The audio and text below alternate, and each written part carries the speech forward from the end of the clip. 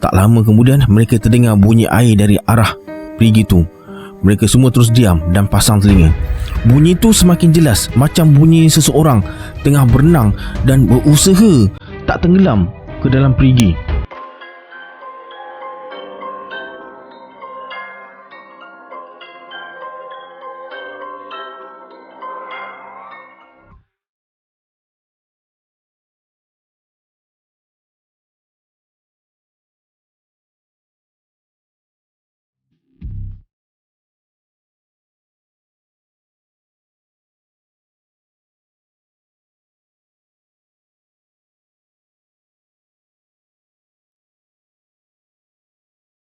A'udzubillahi minasyaitonirrajim. Bismillahirrahmanirrahim. Assalamualaikum semua, kembali lagi bersama saya Syarul. Terima kasih sebab dah klik video ni. Semoga yang menonton video ni dia tambahkan rezeki dan dipermudahkan urusan dunia dan akhirat. Baiklah, dalam video kali ni saya akan sambung cerita Pulau Hantu chapter terakhir, yang mana terlepas chapter sebelum ni saya letakkan link dekat bawah. Yang mana belum subscribe, sila subscribe sekarang dan tekan notification bell sekali. Yang nak join grup Telegram dan nak beli lampu menang ni, saya letakkan link dekat bawah juga. Macam biasa, sebelum saya mulakan, kita baca selawat Nuri Mubin dulu.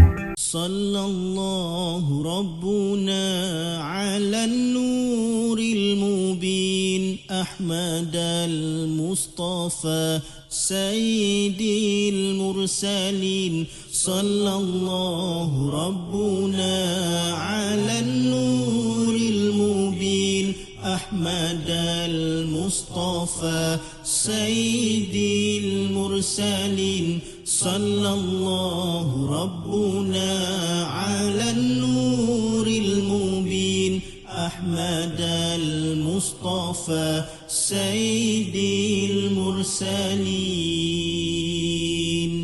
Tanpa membuang masa lagi, jom let's jump tu. Rabak Seram.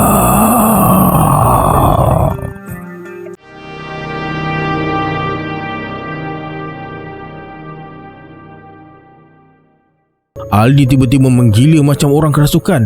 Mata dan wajahnya jadi merah. Pemandu bot yang ditumbuknya terjatuh ke tanah. Dua orang krunya pun kena pukulan tersebut. Melihat keadaan tersebut, Yanti segera meleraikannya. Sudah! Hentikan Aldi! Hentikan! Tak lama kemudian, keadaan kembali tenang semula. Mereka bertiga mula bangun. Pemandu bot tu terlihat masih menahan sakit. Aldi menyesal dengan perbuatannya dan minta maaf kepada mereka bertiga. Syukur mereka maafkan Aldi dan tak panjangkan perkara ni. Tiba-tiba Aina keluar dari kemah dan berjalan menghampiri mereka. Sebenarnya pemandu bot tu nak bertanyakan sesuatu, tapi Aldi terus pukul dia. Pemandu bot tu bersuara, "Ada tak salah seorang dari kamu didatangi mimpi?" "Ya, ada. Saya didatangi seorang lelaki berserban dalam mimpi." Aina terus ceritakan segala mimpi misterinya tu pada pemandu bot. Pemandu bot hanya mendengar. Sesekali dia anggukkan kepala. Setelah selesai bercerita, pemandu bot tu bersuara, "Korang dah gali perigi tu?" "Ya, dah gali." "Syukurlah." Pemandu bot tu mula bercerita. Katanya sebelum ni pernah juga jadi kejadian macam ni, tapi mereka semua selamat sebab ikut apa yang diminta oleh lelaki berserban tu, iaitu buat perigi. Mereka semua jadi hairan. Grup sebelum ni ada buat kesalahan yang sama ke? Tapi pemandu bot tu tak tahu. Dia suruh tanya Aina apa yang dia mimpi lagi. Yanti bersuara, "Apa lagi yang kita kena buat, Aina?" Aina terdiam kejap. Kemudian perlahan-lahan dia tarik nafas dan mula bercerita. Menurut Aina, lepas mereka buat perigi tu, lelaki berserban datang lagi dalam mimpi dia tadi. Dia ucapkan selamat pada mereka dan bawa Aina pergi ke sebuah tempat yang jauh dari sini. Kemudian mereka tiba di sebuah perigi kecil. Ukurannya hampir sama dengan perigi yang mereka gali. Airnya biru dan jernih. Ada bunga mawar yang tumbuh di sekitar kawasan perigi tu. Kata lelaki berserban tu, perigi tu dibuat oleh pengunjung lain yang datang ke sini sebelum mereka. Ada 3 lagi perigi lain yang dibuat oleh pengunjung yang berbeza. Semua pengunjung yang datang ke tempat ni kena gali sebuah perigi. Tidak kisahlah mereka ada buat salah atau tak, tetap kena buat sebuah perigi juga, kerana itu adalah peraturan yang ada dekat pulau ni. Kata lelaki berserban tu lagi, salah seorang dari mereka mesti dapat mimpi, tapi hanya sikit je di antara mereka yang percaya dengan mimpi tersebut. Dan mereka yang ikut apa yang lelaki berserban tu suruh akan selamat. Katanya lagi, Perigi-perigi tu dibuat untuk jin hutan.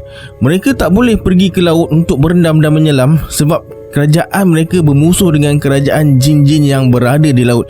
Itulah sebabnya mereka sengaja perangkap pengunjung yang datang dekat sini, buat perigi untuk mereka supaya dapat tebus kawan-kawan mereka yang sengaja mereka culik. Pada akhir mimpi Aina, lelaki berserban tu suruh jemput 2 orang kawan mereka dekat perigi tersebut. Bila sampai dekat sana, mereka kena ambil 2 tangkai bunga yang tumbuh di kawasan tu, kemudian lemparkan ke dalam perigi tersebut. Setelah itu, mereka kena pergi dari situ dan jangan seorang pun toleh ke arah perigi sebelum terdengar bunyi macam orang berendam dekat sana. Lepas tu barulah mereka kena datang balik dan ambil 2 orang kawan mereka dan keluar dari situ dengan selamat. Jangan sampai ada yang langgar pantangnya. Yanti bersuara. 2 orang? Mereka kan 3 orang. Jadi seorang lagi macam mana? Jangan-jangan yang seorang lagi akan dijadi ketumbal. Mereka semua terdiam bila dengar pertanyaan Yanti. Tak lama lepas tu, Aina geleng-gelengkan kepala sebab lelaki berserban tu tak bagi tahu dia apa-apa. Kemudian pemandu bot tu ajak mereka semua cari perigi tu dan selamatkan 2 orang kawan mereka tu dulu. Mereka mula berjalan melewati hutan yang ditumbuhi oleh pokok-pokok yang rindang. Pemandu bot dan 2 orang krunya berjalan di posisi yang paling belakang sementara Aina berada di depan. Kali ni mereka ikut jalan lain sebab Yanti belum pernah ikut jalan tu. Cukup lama mereka berjalan. Mereka sampai di sebuah bukit kecil dan dekat atas bukit kecil itulah mereka jumpa perigi yang Aina mimpi tu. Bila sampai dekat perigi tu, mereka semua jenguk ke dalam. Perigi tu sangat bersih, airnya biru dan jernih. Ada banyak ikan di dalam perigi tersebut. Kemudian Aina suruh Yanti petik 2 tangkai bunga mawar yang tumbuh di sekitar kawasan perigi tersebut. Yanti segera petik dan bagi pada Aina. Lepas tu Aina cabut satu persatu kelopak bunga mawar tu dan tabur dalam perigi. Mereka yang lain hanya terdiam dan perhati je. Setangkai bunga dah habis Aina tabur. Tiba-tiba pemandu bot bertanya, "Kenapa 2 tangkai je? Kawan kamu ada 3 orang." "Saya hanya ikut arahan lelaki berserban. Takut kalau langgar pantang, semuanya akan gagal dan sia-sia." Akhirnya bunga yang kedua tu pun habis ditabur Aina ke dalam perigi. Kemudian mereka berjalan sedikit ke bawah bukit dan bersembunyi dekat sana untuk dengar bunyi air dari dalam perigi tu. Namun dah hampir sejam dekat sana, bunyi tu tak muncul-muncul juga. Jam dah pukul 5 petang. Hari masih cerah. Tak lama kemudian mereka terdengar bunyi air dari arah perigi tu. Mereka semua terus diam dan pasang telinga. Bunyi tu semakin jelas, macam bunyi seseorang tengah berenang dan berusaha tak tenggelam ke dalam perigi. Cepat-cepat Aina suruh mereka semua ke sana. Mereka terus lari ke arah perigi. Bila sampai, mereka jumpa Mila dan Rita dalam keadaan tak sedarkan diri, macam orang lemas. Yanti terus menangis semahu-mahunya. Ali dan pemandu bot bagi bantuan kecemasan pada Mila dan Rita. Tak lama kemudian, air tiba-tiba keluar dari mulut Mila. Dia bangun dan terbatuk-batuk keluarkan air dari mulutnya. Beberapa saat kemudian, Rita mula terbatuk-batuk. Yanti dan Aina terus peluk mereka. Pemandu bot, Aldi dan 2 orang krunya hanya berdiri dan menatap mereka yang saling berpelukan. Mila dan Rita dah sedar. Mereka hanya menangis dan keadaan mereka masih sangat lemah. Mereka tak mampu bersuara sebab dah kehilangan banyak tenaga, ditambah pula dengan rasa lapar kerana tak makan selama beberapa hari. Syukur Yanti ada bawa beberapa potong roti di dalam beg dia. Terus dia bagi pada Mila dan Rita. Jam dah hampir pukul 6 petang. Hari semakin gelap. Mereka semua segera bergegas menuju ke pantai, bawa Mila dan Rita untuk berlihat. Mereka tiba di pantai sekitar pukul 8 malam. Yanti terus bagi lagi makanan pada Mila dan Rita. Setelah tu, barulah mereka baringkan Mila dan Rita dalam kemah untuk berehat. Malam semakin larut. Aina dah tertidur dalam kemah bersama Mila dan Rita. Aldi masih berbual dengan pemandu bot dan 2 orang krunya depan unggun api. Besok mereka akan cari Abin pula. Yanti buat keputusan untuk masuk tidur. Pagi menjelma. Yanti tengok jam dah pukul 11 pagi. Cepat-cepat dia bangun dan keluar dari kemah untuk kejut mereka semua. Kerana hari ni mereka kena cari Abin. Yanti hairan. Ke mana kawan-kawan dia pergi? Cepat-cepat dia periksa kemah Mila dan Rita.